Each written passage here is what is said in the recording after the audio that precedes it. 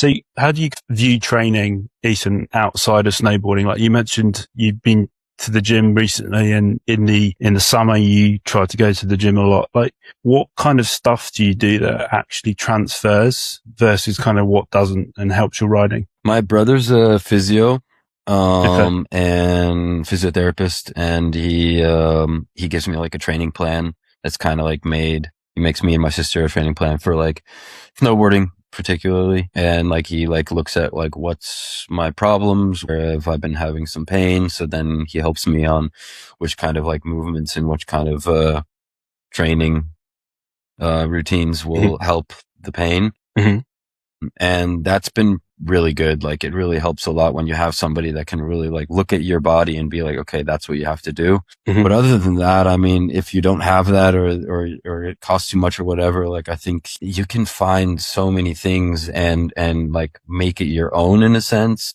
Yeah, sure. And get creative in the gym. Like that's the great thing about extreme sports, that you can like also take your creativity into the gym. Like, I don't know, like some stuff on balance beams or like what are those, the half balls called again? The Bosu balls. Yeah. Balance stuff. Like, I don't know, like using tennis balls and juggling them and stuff like that. Like even small things like that can be like really good for your cognitive system, I feel like. Yeah, I think it's just like going to the gym and having like a full on plan is great from somebody, but you can also just go to the gym and just like, as long as you're doing something, it'll help you, you know? Yeah, absolutely. Anything is better than nothing. And I think what we find with a lot of the action sports athletes we work with, that like strength really does underpin everything.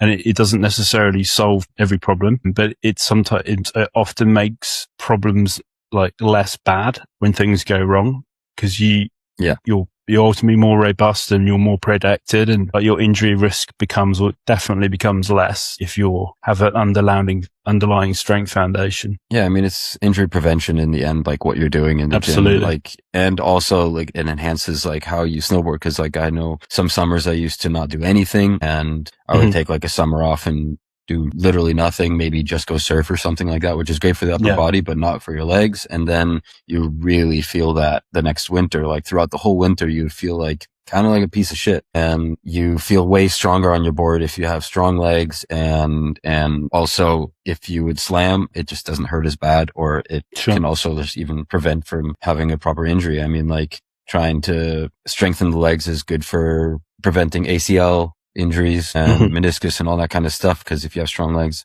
it won't happen as easy.